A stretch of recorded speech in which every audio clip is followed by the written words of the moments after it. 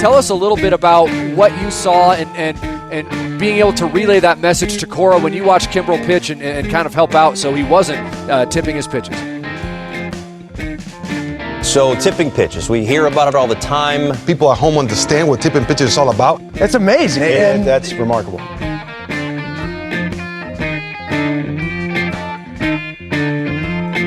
Alex, to start today's podcast, I'd like you to power rank this list of things I'm about to share with you. Do you feel prepared to do this? No, I don't, but I love this. We're bringing... this was a segment. What's old is new again, and we're putting it at the beginning of the podcast. Power rank these things. There you go. That's good. Okay. Okay, ready? Please rank the following days by order of the days that you like the most.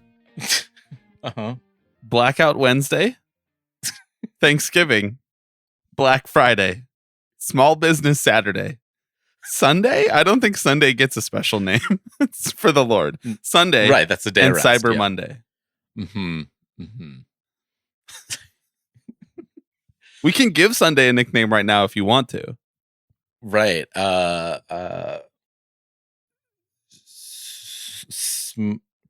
Small. You just wanted to say billionaire small business. Sunday. I did want to say. I did want to say small business. But every billionaire is sort of like a small business unto themselves, right? I thought you were going to say a temporarily inconvenienced small business owner. Right. Exactly. Okay, rank the days. We don't have all day here. We got a podcast. No, we don't. No, we don't. I think number one. Oh, you're going first to worst. Oh, wait. Should I go? I'll go. Start from the end. Start from the end. I'll bleep that. The suspense right. that we're building right now is unprecedented. It's really, really good stuff. Peak off-season content right here, folks. Sunday is, I guess that's the, oh wait, no, we're including Cyber Monday. Yes, Cyber Monday. We're including Cyber Monday. Cyber Monday is last in my book. That's just Thank a you. Monday. This is what I really wanted to talk about. That's just a Monday that they say you get to buy stuff on. Exactly. Cyber Monday is such a relic of a short period of time when the internet seemed like a magical place. When the internet seemed like some sort of place that you could go to that you didn't spend all of your time. But now it's like Cyber Monday is just Instagram ads. So I don't really understand why we're still even calling it that. Amazon puts stuff more on sale. It demands more sweatshop labor out of its people. Right, but it's also been on sale for like the month leading up to it as well. Exactly. It's all a scam. Exactly. It's all a scam. And once again, you still have to go to work that day. I guess I'll put... Well, you don't have to do anything. You like me could become a sovereign citizen, and then you don't have to go to work. Because you've been granted free will by our Lord and Savior. Which is all why that Sunday would not be my last day. All that being said, Sunday is the second to last day on this list. Okay. It's just a Sunday. You got to go to work the next day.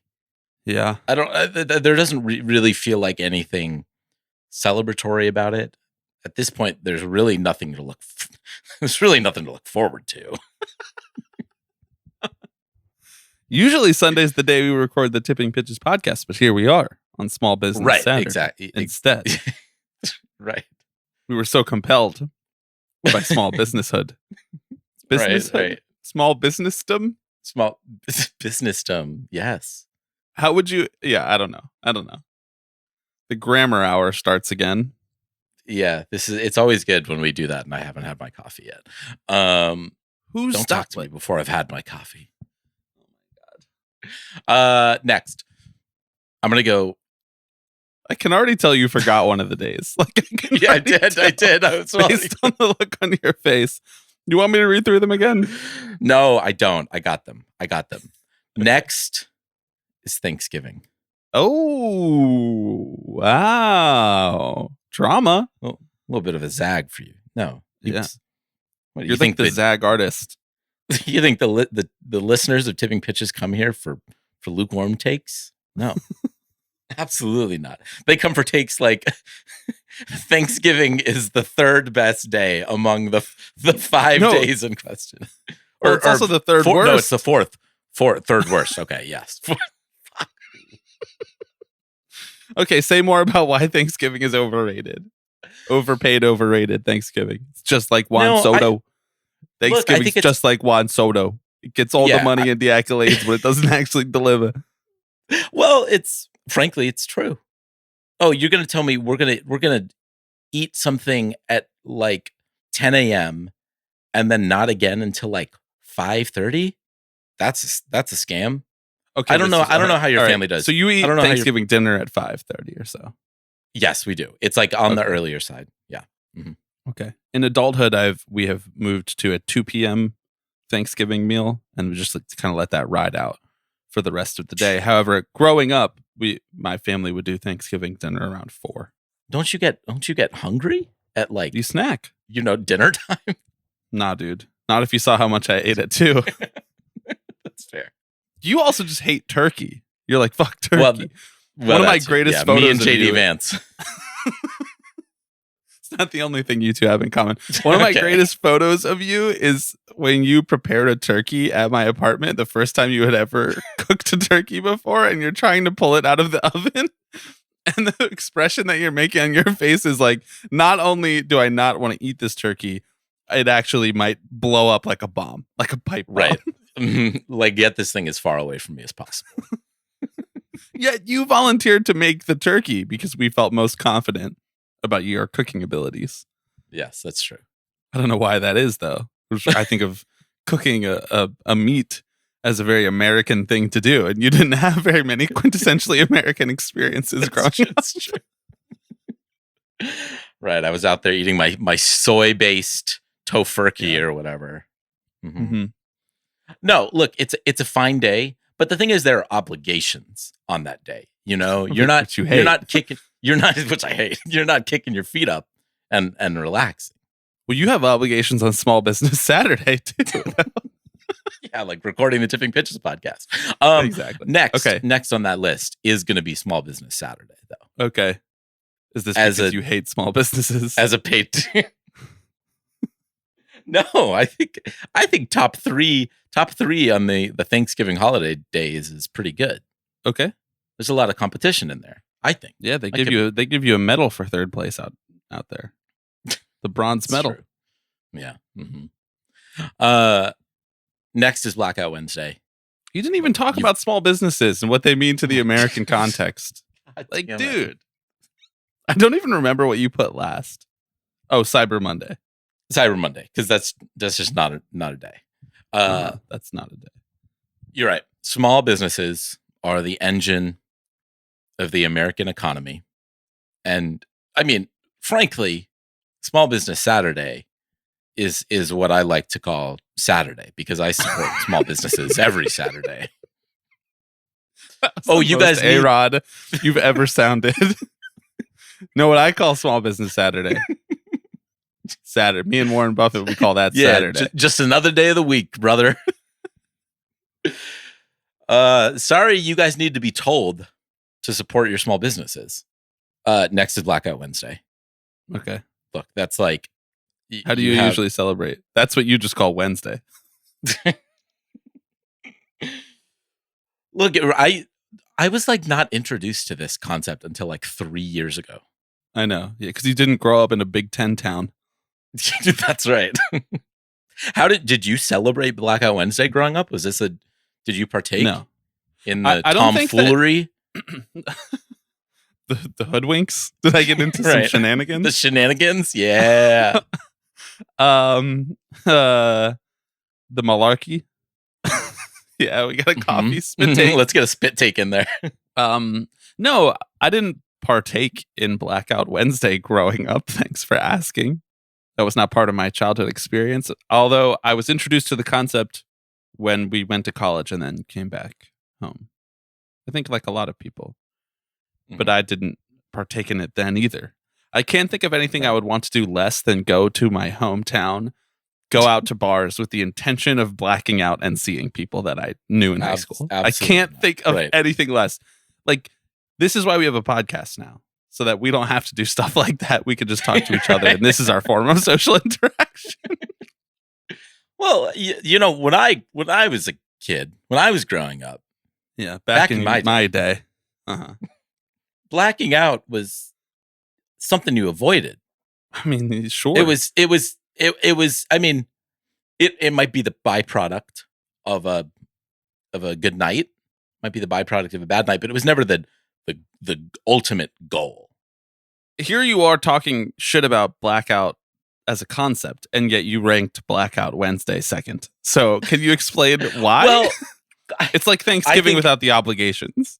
Yes, precisely. I mean, because you have, it's like you're staring down the horizon, you know, of a nice little long weekend. It's beautiful. Right. Close your laptop at like Pencils 1. down. Pencils down.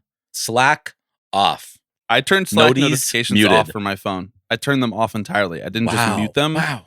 I told iOS this app is not allowed to show see this notifications. Good for you. That's growth. Thank you. Mm-hmm. That is growth. It is growth. It is growth. It is growth. I think the Blackout growth. Wednesday position. That's growth. I've come a long way. It's growth. It is. You have come a long way, and I'm very proud of you for that. Yeah, we call that growth. I think it's just proximity to the other days. It's a very well positioned day. You know, if Friday, for example, came on Wednesday, I might enjoy the Friday more. Okay. So here's a crazy concept then. Yeah. So if Black Friday, the shopping holiday, which you conveniently kind of have not talked about yet, right? You definitely did not 'Cause you start bleeped talking it out. about it. Have it bleeped. If that came on Wednesday, would that still be the second ranked day? Or is it in the nature of the activities of Blackout Wednesday, which is, to remind you, blacking out? Is that what you like so much? Or if you had to go shopping at Old Navy or whatever, would you be like, this is no longer a top 3 day of this week? I think I've only actually participated in in-person Black Friday shopping with you. Yep, this guy With right one here. Wagner. You said, love Black let me Friday put you shopping. onto something real quick. Yeah, you don't know nothing about this suburban life. You don't know nothing about getting in the car at 11:15 p.m. after Thanksgiving. And that J. Crew sweater lasted me like 10 years. I know. Isn't that when we bought the same J. Crew sweater and then we just made a vow to never wear it at the same time? Mm-hmm. Yep. And didn't another one of my friends also come with us and also buy that same sweater? I think there's a distinct possibility. Yes. Perfect. I don't know. I blacked out. So, you were still blacked out from Wednesday. From Wednesday. All the way to Black Friday. You're like, it says black in the name too. It's just supposed to stay blacked out, right? I think Friday is the best day. Okay. Because you just get to lie on the couch from the morning, from the minute you wake up to the minute you lay that weary little head down on the pillow. Yeah. There's no family parading through the house. Uh-huh. No extended family, right? Right. Yeah. Exactly. No. I kick the rest of them out too. I say this is me day. It's man cave. This time. is Alex time. I just think it's great. You get to bask in the glow of what was the day prior, and most importantly, you get to make yourself a plate of all those beautiful leftovers. Yeah. Maybe toss it on a sandwich. If you're feeling frisky enough. What kind of bread are we getting into?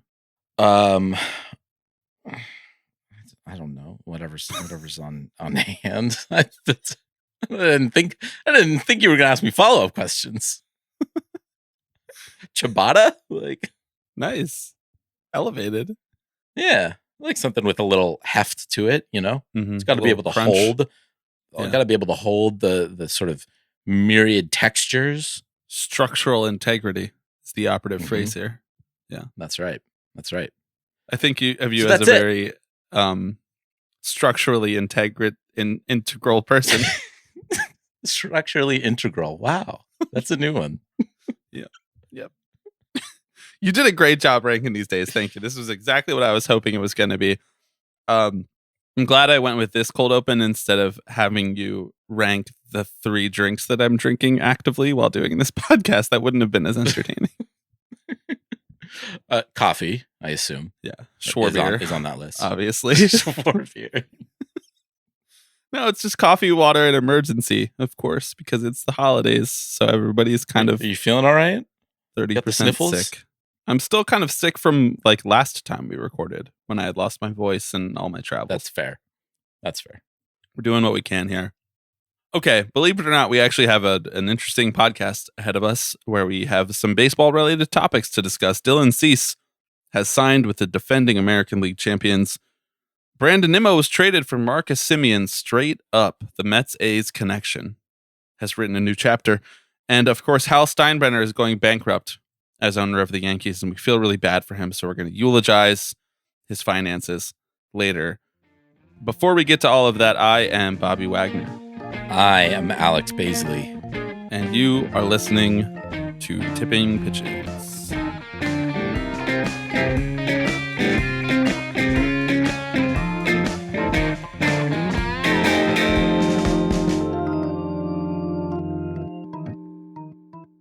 Thank you to this week's new patrons, Liam and Nathan. Liam and Nathan, we appreciate your financial support, but have you considered perhaps that you should go buy a Yankees jersey instead? Because Hal Steinbrenner can't break even owning the crown jewel of American sports, the New York Yankees. He just can't figure out a way to crunch those numbers. I had written down that we should talk about this last because I know it's going to take like 45 minutes for us to get through this. Right. Yeah. But I kind of just want to get it out of the way and talk about it first. Is that okay? Let's do it, please. All right, cool. Alex, Hal Steinbrenner, our favorite. Is it fair to say he's our favorite fail son in baseball at the moment, holding the title belt? You know, I have a soft spot for Phil Castellini, obviously, and so is JJF. He's also a fail son. That's true. Maybe the ultimate fail son in some ways. The competition is stiff. If you'd asked me to rank those, this would have taken a whole episode. Competition is structurally integral in the fail son department. He was speaking at a Yankees media availability, and he was talking about the payroll, which is always a discussion in Yankees land. The Yankees spend a lot of money. They are almost always in the top 3 in payroll in Major League Baseball. Most frequently since his father, George Steinbrenner, took over the team, they have had the highest payroll in baseball. But since Hal has taken over, it seems like he is a little bit more rigorous with what they spend. They never really go below a certain number, but they never blow past a certain number either. They're always paying the luxury tax, but they're never just splashing $50 million extra dollars over the top to do what the Dodgers and the Mets have done of late. And that is how he has chosen to run the New York Yankees. I think that has frustrated some Yankees fans because a lot of the identity of the team, of the big market identity of the team, has been built on we go get the player we want no matter what. We never try to go get a player and don't get him, so we'll spend whatever for him. That is clearly not the case anymore for how the baseball economy is working. But he was talking about this. He was talking about the payroll, and he talked about how he'd like to bring the payroll down. He said it would be ideal if I went down with the payroll. But does that mean it's going to happen? Of course not. We want to field a team we know could win a championship, or we believe could win a championship. And then he was asked some follow-up questions. There's all this mystery shrouded around what teams make, what they spend, EBITDA, all of our favorite topics here on this podcast that you don't need explained to you. He was asked, is it fair to assume that you're making a profit, like a sizable profit at this payroll, which has been relatively consistent for the last 5 years? And Steinbrenner said, I don't want to get into it, but that's not a fair statement or an accurate statement. Everybody wants to talk about revenues. They need to talk about our expenses, including the $100 million expense to the city of New York that we have to pay every February 1st, including the COVID year.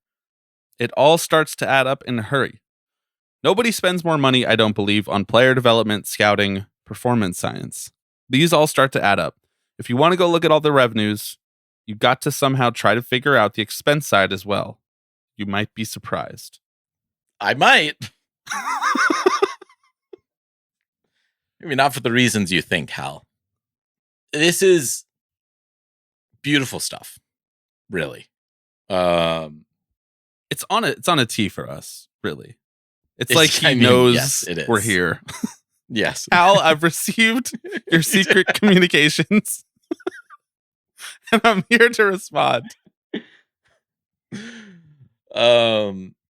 Yeah, well, this comes amid quite a number of teams discussing that they are going to be slashing their payroll, or at least pulling back. And it comes ahead of what we know will be a contentious collective bargaining agreement process. Not the Pirates, though. Please make sure you specify that the Pirates are going to be spending $200 million this year. Yes, yeah, I think As they'll long be as paying anyone luxury wants to come tax. there. Yeah, they're probably gonna. Right. They're trying. They were second on Dylan Cease, I heard. We'll get there. And I mean, this strikes me as like a bargaining position, right? It's not a disclosure. This is something that you need people to believe if you are going to go into the 26-27 offseason by saying we can't spend this much money. We need a salary cap, which is what most teams are going to do. Now, he doesn't come outright and say, I think we need a salary cap. He does indicate his I guess, favorability towards a salary floor, saying, we need something that keeps things competitive. But while he's not saying the word salary cap, it's clear if you read between the lines sort of what he's talking about here, right? That we have an economic system that is so spread out that the haves are so much further ahead than the have-nots. And I don't think Hal considers himself a have-not, but I don't think he considers himself a have either. I think he's what he is he's a small businessman. He's house poor, but in baseball terms. Right, exactly. Obviously, we know that this is stupid and that he's trying to pull one over on us, right? Like, again, look, I'll say this. Mike Francesa is not my preferred witness in this when it comes to the Yankees. That being said, Mike Francesa gave his testimony. I call you to the stand. The Pope. I called the Pope to the stand. He says $700 million, and this is after they try to hide everything. Remember, how many holding companies do the Yankees have? Exactly. Listen, I don't want to get into all this stuff, but let's be honest. Hal opened Pandora's box. Owners would rather jump out of a building than ever let anyone let anybody order their books. They'll never let anybody near their books. Why? Because they would sing a very interesting tune. Holy shit. And then he says, the Yankees are worth $8 to $9 billion. If you want to sell the team, people will be lining up to buy them. I mean, has he been listening to us? You remember when Alex Rodriguez was in the final year of his Yankees contract? I don't know what you're going to say, but yeah. Was in the final year of his Yankees contract, and he literally got like 2 hits against a curveball the whole year, but every once in a while he could still run into a fastball and hit it 415 feet. Yeah, right. Yeah, that's what Francesa just did right there. I mean, they put a fastball middle, and they were like, they dared him to hit it. They dared him to hit it, and he parked it dead center. That one's in Monument Park. This argument carries like legitimately no weight without just talking about the expenses. Then, like, just show them. If you were so certain about this, you would just show the expenses. You wouldn't have to hide behind closed books. And the truth is, a bunch of owners would be like, well, it's too complicated to distill into one number. And to that, I would say, the Atlanta Braves figured out how to do it because their stock is publicly traded. And guess what? They make a profit every quarter over quarter. And they're not the Yankees. Like, people like the Braves, whatever. They have strong nostalgia factor from the 90s teams. They have the real estate development thing going on. The team has been good. They have a brand. They've been on TV for decades because of Turner, but they're not the Yankees. No one is the Yankees. And so to try to convince people, least of all Yankees fans who know this stuff too, like this is the game, bro. Like we've been doing this for a while, to try to convince people that they're just not turning a profit is absurd. It's absurd. And I actually did see some people being like, well, you know, owning a baseball team year over year actually isn't that profitable. It's not like owning Amazon, or it's not like owning whatever these companies where it's just liquid and you're just making sales all the time. And by the end of the year, all the books, like they actually do even out. And it's relatively, the goal is to make it to be relatively small profit or loss one way or the other, or even like a decent loss year to year and then make the profit when you sell the team. That's not true. Like this is just not true anymore. And you're just parroting like not only like ownership lines from from this century, you're parroting like ownership lines from the 1994 strike. Yes. Like yeah, we are literally. so far past the idea that teams don't make money year over year. ProPublica put out a story about this where they exposed this system, the ownership system, about how they fake the expenses, they fake the revenues. The EBITDA is all a scam. The depreciation in particular, they're depreciating player contracts as if they are like tractors on a farm, which is absurd. These are like arcane accounting tricks from the 1800s that were invented by like JP Morgan and Associates. And at the end of the year, they magically, Alex, come up with a slight loss every year. No matter what, they magically come up with a slight loss. It is interesting how that happens. It's crazy. And even the teams that don't come up with a slight loss, they're like, well, there must be an explanation. It's like the Dodgers, Ohtani, they just make too much money in Japan. They couldn't figure it out. They just made so much revenue. They didn't even know what to do with it. They were just barrels of cash were showing up at Chavez Ravine. It's all an accounting scam. And to show it on paper as a loss, it's like, you just have to think a little more critically about what actually went into that, because it's a tax scam. It's a tax scam. If it shows up as a loss for Hal Steinbrenner, he doesn't have to pay taxes on his capital gains, on his investments in other places. He doesn't have to pay those taxes because he has another business that's making a loss. It's as simple as that. Like, it's as simple as that. And if you open the books, literally anybody would tell you the same thing. We've been screaming about this for years on the podcast. This is why they don't sell the teams. This is why people line up to buy the teams. It's not about just franchise valuation going up. That is like the icing on the cake for these people, is that they can also cash out at the end of it. But year over year, it affords them so much functional wealth because they are also doing so much in the business world otherwise than baseball teams. So for it to show up as a loss, it's all just an accounting trick. And they know no one will ever look into it because they have a monopoly exception. Right. And they're also the guys selling you propane, you know? Like, they're untouchable. They're untouchable. So why tell the truth on your taxes? Well, I'm glad you mentioned taxes because Hal references. I know you are. Right? I'm so glad you mentioned taxes. He calls out, you know, the $100 million in payments that they have to make every year, including the COVID year, which, yeah, I still had to pay rent in the COVID. What are you talking about? As multiple outlets have pointed out, Hellgate and Baseball Prospectus. These are of the city of this podcast. Yeah, that's real talk though. He pays this instead of paying taxes on Yankee Stadium. These are called the specific mechanism is payments in lieu of taxes. These are called pilot agreements. Rob Maines calculated that they're getting like $122 million in exemptions, and the payments are like $84 million. So it's like a $38 million, $40 million net gain. However, if you listen to Hal and his selective storytelling, you would think, good God, they have to just fork over $100 million to New York City every year, no questions asked. That cannot be fair. That cannot be profitable. And it felt particularly Zoran's NYC. Yeah, right. Exactly. God willing. Yeah, Hal, You talk your shit now. Wait till Lena Khan gets in those books, brother. She's gonna get your ass. Real. Have fun trying to turn a fake profit with Lena Khan making you charge $2 for hot dogs.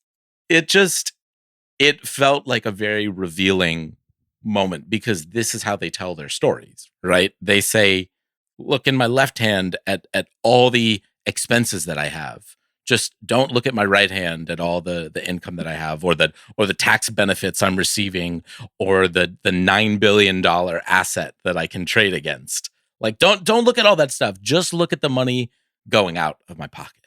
It's unbelievable. Unconscionable. I like the $9 billion asset that I can trade against thing too, because Hal very conveniently is not willing to talk about any of the things that owning the Yankees allows him to do with greater financial heft than any other random person who walked into a bank could do. They'll just give Hal free money because they know that the Yankees print money every year. They're like, hey, Hal, you want $100 million to develop a hotel in Dubai? Sure, you could do that. You know, Hal, you want, I don't know how much money you need, probably more than $100 million to build a hotel in Dubai, but you get the point. That's a nice round number.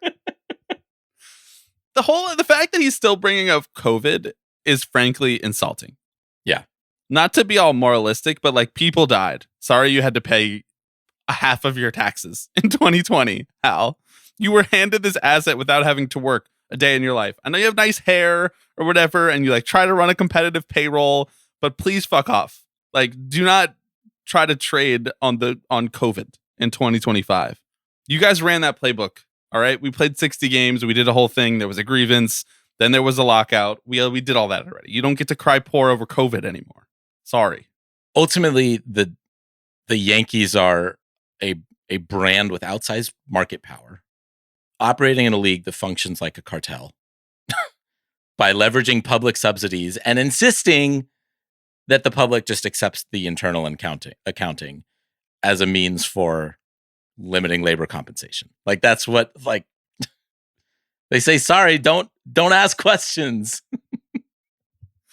And famously, right, let's give him some credit here, Alex. Internal accounting in America has always been really honest, right? Like everybody. Yes. Oh, yeah. There's no shining examples that I can think of or that you could think of, even that have come up on this podcast, really, of like a big company and internal accounting really being the downfall of that company. No, well, I mean, the thing about those guys, the accountants, is that they're usually the smartest guys in the room, right? So. All right. Are you done talking about Hal? Right. I think I'm done talking about Hal. Let's do it. I'm done. Thanks, Hal. We appreciate the 30 minutes of content. So what this was all for. We really do, honestly. We got your coded message and we delivered. Okay. Should we be the corollary to John Boy? Can we get Hal on a weekly basis? Like have Hal's corner? The thing about wait. I'm going to answer your question. This is like how the New York City mayor goes on the Brian Lehrer show every week, solicits questions. It's like, come face the music, bud. We almost had our thing with the New York City mayor, and then he just got too famous on us. But we could have been that. We could have been the new Brian Lehrer show, which is what I know you've always really cared about doing that. Right. Yeah. I'm going to answer your question about whether we can get Hal on the podcast. But before I do that, I need to say every time we talk about Hal, every time you say Hal, every time I say Hal, I do just picture 2001: A Space Odyssey, and then I have to remember that we're talking about Hal Steinbrenner. I'm sorry, I can't sign that free agent. I can't pay those taxes, Mr. Baisley. There's just not enough money. Yeah, we could get Hal on, I think. Probably. Yeah. You'd do it, I think. I think the first step to getting Hal on the pod is getting A-Rod on the pod, because then we send them we send Hal's team the A-Rod interview, and we're like, look at this interview that we just did. Yeah, we crushed actually, it. Yeah. And they'd be like, oh, this is just like a sports business podcast. Great. Which is what we are. We are a sports business podcast. Look, if A-Rod's gonna go on Stephen A. Smith, I think he can do it. I'll have you know, I did sign up for a free Sirius XM trial. Good. Specifically so that I could watch the 30 minutes of Alex Rodriguez on the Stephen A. Smith show. Did you remember to cancel it? No. Well, this was like last night. So Oh, no, okay. I So haven't. you still yet. got time. You're still I working still got through time. some episodes. Well, I just want to see. I have until March that it's going Oh. to start renewing, which is Dude, kind I of know. a nice runway. So I don't know. I'm going to see what else they have. I You heard of receive this guy Howard Stern? I receive approximately 48 emails a week trying to get me to sign up for a free Sirius XM trial because when I bought my car, it came with 6 months of Sirius God. radio. So they have my information and they're like, he's a former customer. So they send me a lot of like, come back. Yeah. We want And you you know back. what a former customer is? It's A future customer. Of course. Yep. Yeah. That's small business mindset right there. CRM heads, we are up, dude. Let's go. Stephen A. Smith is on a like a woat run right now, like the worst of all time. I've never seen someone have that many bad takes in a row. He's just like sitting back on that couch with that fucking tight white dress t-shirt on with his tie that looks so tight. And he's just talking about how Mamdani is not going to be able to deliver on his agenda. I'm like, he's not even in office yet. Oh. It's just a fascinating way to spend your time.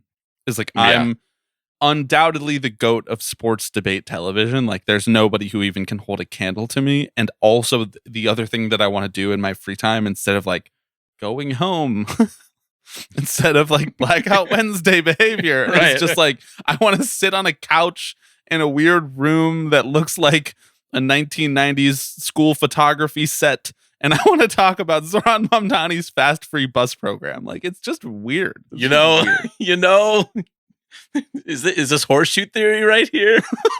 Because who can relate? Yeah, but we don't have the like wildly successful. We make $25 million a year from we ESPN don't have the laurels day to job. rest on. Yeah, yeah, we're moonlighting in other things. He's really doing in real time the like, here's why you can't have good things. Like, here's why good things are not possible. You know that the Onion article. He's doing that. Yeah. Like, except he's being paid by Sirius XM to do it. Right, or like the Simpsons clip from the centrist rally. Better things aren't possible. Exactly. What we can't govern. What did A-Rod have to say on the show? What did they talk about? What did they get into? Well, you know, he's doing his media tour, right, around the documentary. He's talking about, would you believe it, Dr. Not David. in my world. He's not doing his media tour in my world, not in the world I'm living in. They didn't offer him to us. They didn't offer him to us. They didn't offer him. I would have tried. Well, I think we just need to work the angles a little bit more. It's like a chicken or the egg situation. Like, can we get Hal first or A-Rod first? You know, he's talking about the process of making the documentary and why he felt it was so important for him to tell his story right now, and how Bob Iger was the one who convinced him, say, hey, A-Rod, you need to make a documentary of yourself. It actually reminds me of how this podcast started. Right. Weird how that happens. We should ask with Bob Iger. Yeah. I think, well, first of all, he talks about how he thought it was important to highlight and double click on his flaws. Double click. Which is such an A-Rod way of talking about like dealing with your demons. Like, I wanted to double click into that, you know? That's a work aphorism that I will never use. I never use that one. No. Let's see what else. He discussed how he was hoping that if people can see that an alpha male athlete like Alex Rodriguez, if he leaned into therapy, that maybe it would work for them too. Wow, period. I can actually get behind this one. Good take. Yeah. A good take. My favorite one is when he's talking about PEDs and Barry Bonds and Roger Clemens. Should they be in the Hall of Fame? He says yes. The Athletic headline that they pulled out was that, you know, the New York Times Athletic. Is that Selig's a hypocrite for being in the Hall of Fame while not allowing the PED users that he oversaw in speak on it. But he said, you know, Barry Bonds. He said Barry Bonds was basically a Hall of Famer the minute he came out of Mrs. Bonds' stomach. Weird way of phrasing it. But okay. Anatomically incorrect assessment of how that happens. But he says, but if you take a 50% tax on the PED stuff for those guys, They're still Hall of Famers. How did he meaning find you a way take to make away this about taxes? meaning you take away 50% of the home runs, 50% of the RBIs, like do whatever tax you want to do, right? Like you do in the US government, right? You tax people. Such a pay pivot. Uncle Sam. It's true. We know this about him. Yeah. A-Rod doesn't cheat on his fucking taxes, and he did not cheat on his PPP loans. No, did Hal pay back his PPP loans? Did Hal get PPP loans? Good question. Let's see. You probably should Check have. the record. Would have helped with those municipal bonds. Check the record.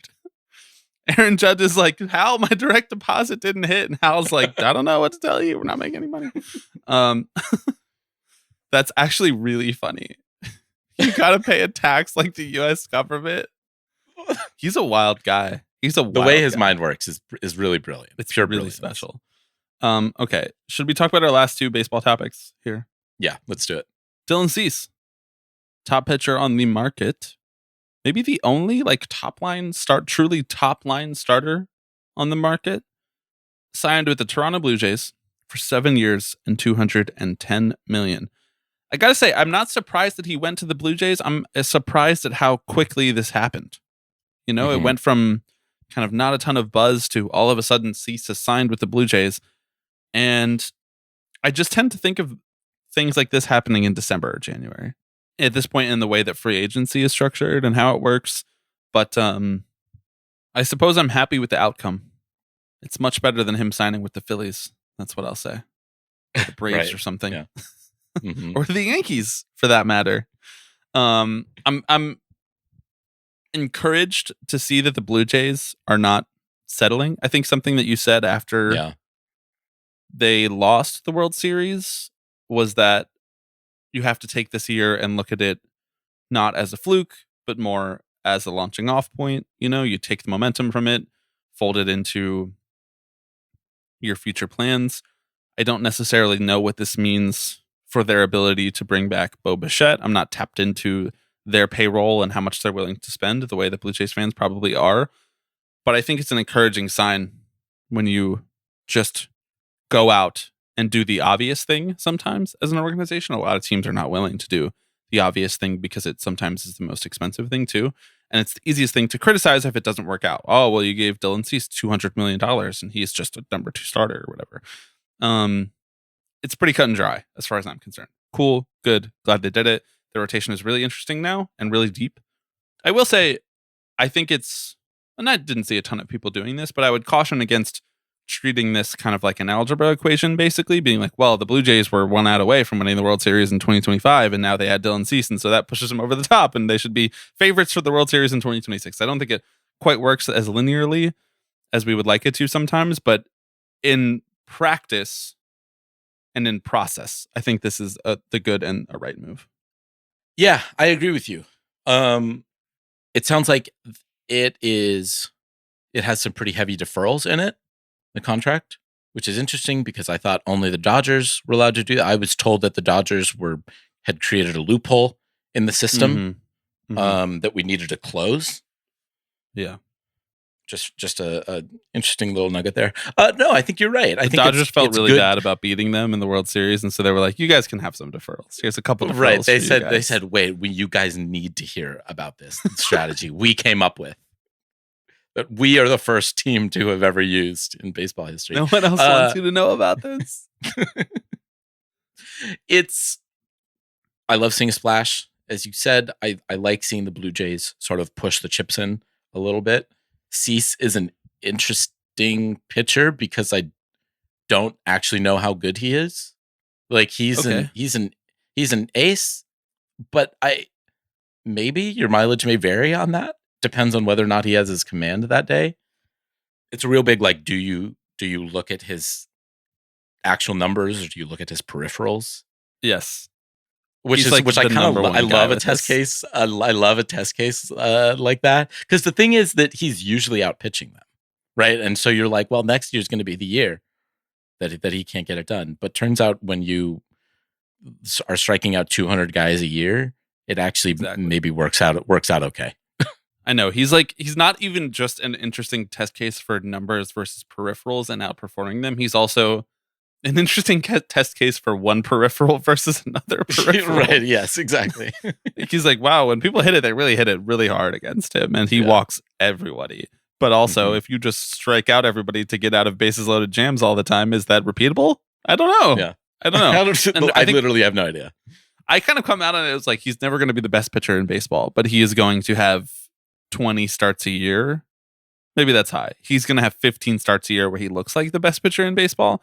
And then he's going to have 15 starts a year where he looks, some form of mediocre. And he goes deep into games in most of his starts. I think he has led the league in innings for the last couple years. And that's really valuable on like a contractual basis. Like, here's 7 years, here's $210 million. You will eat up innings during the regular season.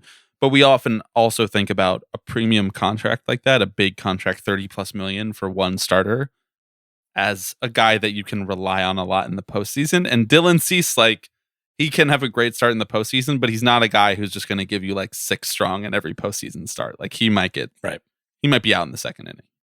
Yeah, it's interesting to see how it goes. But I love a little. No, you know what? I was going to say I love an overpay, but that's, you know what? It's anti-labor mindset. Language. Yeah, exactly. Speaking too much like a small business billionaire over there. Right, exactly. I texted our friend Steve Sladkowski and told him it's time to get working on that mustache because, as you know, and I'm sure a lot of listeners know, and of course the Padres and White Sox fans in our community know, Dylan Cease has one of, if not the best mustache in Major League Baseball.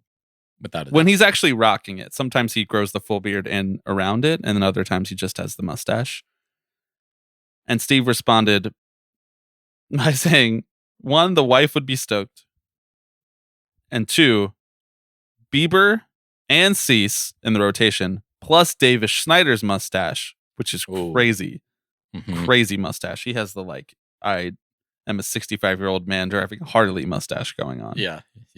Steve says that's an insane duster collection. And I gotta say, as part of the community, I feel this does endear me to them, to the Blue Jays a little bit more. So maybe this is what they're going for. Thank you, Rogers Communications. It's working. Representation matters, Bobby. It does. It does matter. Good signing. Good signing. Do you want to talk about your Metropolitans at all? Yeah, we can talk about it for a couple minutes. I have maybe one of the least strong opinions about this trade. I saw a lot of people. Oh yeah, let's go. Strap in, folks. Well, I had a kind of zag, but it was like a measured zag, where I was just kind of like, I understand the sentimentality. So for people listening, maybe you don't know, Brandon Nimmo, a lifelong Met, was traded to the Rangers in a 1-to-1 trade for Marcus Semien. Marcus Semien is one of your favorite players of all time. One of the podcast's favorite players of the time that we have been doing this podcast. So I will preface that by saying I have a softer read on Marcus Semien than most people who are talking into a podcast, probably. He's one of the most well-liked players around the league by every fan base who has gotten to root for him. Semien signed with the Rangers after having like MVP caliber seasons for the Blue Jays. And after turning into like a very good, consistent all-star level player for the A's before that. And he had a few great years with the Rangers. He was kind of like an Iron Man, but he has been hurt for the last couple of years. He was integral. The middle infield, Seager and Semien, were integral to their 2023 World Series run. There's kind of an is he washed debate going on the Semien side of the trade. But to be honest, like most of the reactions that I saw because of the fact that I am a Mets fan and I occupy Mets Twitter, most of the reactions that I saw were more about Nimmo and about how this is a guy who has spent more than half of his life in the Mets organization. He's been there since 2011. He came from high school. He thought he was going to be a lifelong Met when he signed an 8-year contract after hitting free agency. And I looked at it, and a lot of people think that he is sort of like a de facto quasi-captain of the Mets. There's Nimmo, who has been there his whole career. There's Lindor, who came in and obviously became the best player and sort of the leader of the team, emotional leader of the team. And then there's Pete, who, like Nimmo, is from this sort of previous cohort of a Mets past era, raised in the organization, has never played for another team. I get that. Like, and I understand how locker rooms work in that way, and I understand the sentimentality behind why people had this sort of emotional or surprised response to the trade. But if you just look at this on baseball terms, which is what we are often asked to do by the powers that be in the baseball world, by the owners, and certainly by the general managers and presidents of baseball operation, Brandon Nimmo is a pretty bad defensive corner outfielder who used to be more of an on-base batting average guy and who has transitioned more into still a decent on-base slugging kind of guy, which you would probably grade as sort of a good transition to make, especially for a player who is starting to age into his 30s. You want to be able to hit for power in your 30s because you're not going to be able to leg out every hit for a single, steal bases, et cetera, et cetera. But he's had a number of sort of foot-related injuries, plantar fasciitis being the most nagging one in the last couple of years, that have really slowed him down in terms of sprint speed, but also in terms of just his outfield defensive capabilities. And so you look at him, you already have Juan Soto in right field, who signed a 15-year deal, famously. He's a horrible defender. I mean, everybody told me he's a bad defender. And I know, I watched a lot of Juan Soto games when he was with the Nationals and when he was with the Padres, and even when he was with the Yankees. And he's a butcher out there. I understand that. But he's Juan Soto, and he's one of the 3 best hitters of the century. And then you have center field, a position that Brandon Nimmo can no longer play. And then you have left field, the only spot for Nimmo left on the diamond. And it's kind of like, well, if he's a bad defender out there, you already have a bad defender in right, and now you have a bad defender in left. And in center field, it costs a lot of money to sign a guy who's a good center fielder who can also hit. Like, those guys do not come across free agency very often. And so you have a sort of rotating cast of our favorite player, Tyrone Taylor, and they tried out Jose Siri, and it was a disaster. And then they tried people who are not as good defensively. And the Mets have prospects coming up who are outfield prospects. And when you look at it as sort of like a medium to long-term move, it becomes obvious that Nimmo does not really have a fit on the team, especially when the infield is as crowded as it is, and you're already trying to get people plate appearances by sometimes tossing them into the outfield, like Jeff McNeil or even Brett Beatty. They tried in the outfield. So it's like, I get it from a baseball perspective. As soon as you become less optional, the optionality of your defensive capabilities, for a guy like David Stearns, who has made his money, who has, made his bones by putting together teams that are really good defensively, and that you can sort of slot guys all over the field, and, really he prides like defense and athleticism and doing the little things. Like, I kind of get it, like, this is sort of step 1 to building the team how you want to build the team in your image, which I think David Stearns should have the chance to do. I don't necessarily agree that he's just going to like come in and easily figure out how to do it, like everybody sort of talked about the way that he would. And he's pretty hated in the world of Mets fandom right now, to be honest. If we're just putting our finger on the pulse for a minute here, people are like, this guy's a fraud.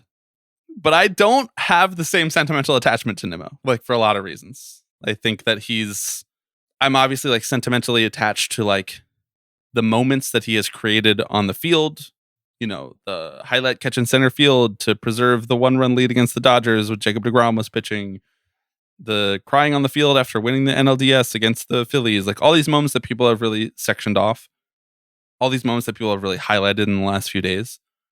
Undeniably, like, yes, my fandom tells me that those are powerful memories for me. But like, as a guy, set aside like the obvious like politics, religion stuff, I'm just like, he seems like a nice guy. He seems like a nice guy. Nice guys get traded all the time. I don't know. I don't have, if it was Pete, if it was Edwin, if it was, God forbid, it was Lindor, like this would be a different conversation. But I kind of get it. And I don't necessarily think that Brandon Nimmo is inextricable from the New York Mets organization, frankly. Yeah. Well, what you don't want is for David Stearns to just run it back and say, let's nibble around the edges. Let's try. He is, at the very least, I think, not displaying that sentimentality that you're talking about, right? And he's saying, I can't let this guy's history with this team inform how we play him, how we use him going forward. We're trying to build a contender here. And this is what Stearns said a few days ago around this trade, right? Is that like, it was clear that running it back was not going to work for us. So this is like, it's a trade that it's very hard to, like, sentimentality aside, it's very hard to like feel strongly about, because I'm like, nope, looks good from both sides. I think both sides got what they were looking for in this. Some people are criticizing it as from the perspective of the fact that they think Simeon is quite washed and like can't hit, and that his defense has been carrying him for the last couple of years, and as he hits his late 30s, like that, there's a decent chance that will sort of fall off a cliff, like a lot of players, and that Nimmo is just a better player, and that this is a 1-to-1 trade, and that if you were gonna trade Nimmo, like you probably should have got like maybe one prospect, or like they should have covered some of the money or something, like that there's this sort of unequal value to these players in the present moment. The other piece of this is that Nimmo has 5 years left on his contract, and Semien only has 3. So like that, it's hard to decide how organizations value that sort of thing. Yes. Well, and that's why I'm like, you can cut this in a million different ways and argue, yes, the Mets won this. Yes, the Rangers won this. But it feels like one of those trades to me that just sort of had to happen for both teams. And someone winning or losing it, like, kind of is beside the point. As you mentioned, I think they needed to clear space in their outfield. Bringing a guy like Semien on, who is a Gold Glove winner, right? Yes, his defense has been carrying him because his defense is very good, and is another similar like leader, I think, in the clubhouse. I saw someone passing around a sort of like a CV of Marcus Semien's career, like the good and the bad. Like he's been non-tendered, he's been DFA'd, he's been played for 5 organizations, he's been a MLBPA team rep, he's won a Gold Glove, he's been an All-Star, he's been a -4 player. Like he's just kind of done a lot of things that garner him respect, like across the entire spectrum of a locker room, which I think is probably cool and probably what the Mets need. And when I think about rooting for Marcus Semien versus rooting for Jeff McNeil, like I hope McNeil gets traded, frankly. When I think about rooting for Semien versus rooting for McNeil, I'm like, I'm going to have a better time rooting for Marcus Semien in 2025 or 2026 rather, even if he can't hit. Like I actually will. I'm sorry. Yes. That's just how I feel. That's what my heart tells me to say on this podcast. Yeah, I don't know. I don't have strong feelings about it.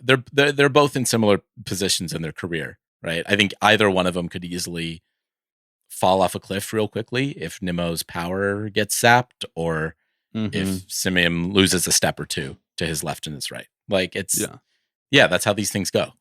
Like either or both of them could have 2 or 3 good more years. That's how I feel about both players. And so I'm not like, I just don't feel super sanctimonious about Nimmo. I just never thought of him as like untouchable, really.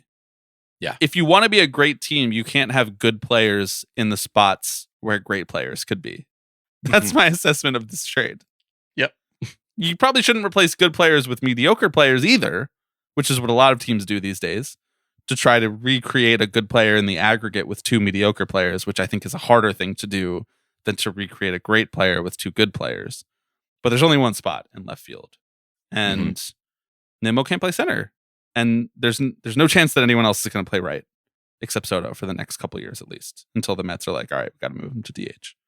So it's just, this actually is an algebra equation. Like this actually is defined linear spaces here that we need to divide by X.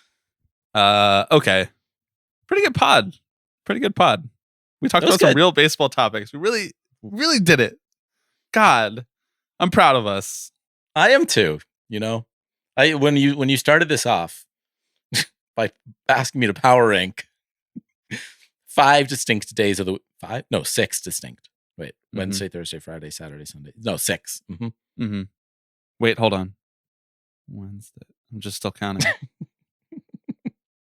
Okay, yes, I think 6. Yeah. Okay. Yeah. That's my favorite scene from Social Network. The Social Network. They're at the deposition table and they're reading like some of the figures that Eduardo put into the company. And it's like, so you had started with a $10,000 loan, and then you added another $8,000 loan for a total of $18,000. And then Mark interrupts and he's like, wait. And he's like writing on the legal pad. And he's like, just checking your math. All right, I got the same thing. I love that. That's Sorkin at his finest, bro. Sorkin cooking. It really is. You ready for Social Network 2 Electric Boogaloo? Yeah. Social Network, duh, to you. Too social, too network. The Socialer Network. Ooh. Uh-huh. The Socialist Network? I mean, no, that's right here. That's the Tipping Pitches podcast. The community, the socialist network there is on the baseball internet. Socialist. I get it. It's a wordplay on socialism. I got it. I got there eventually.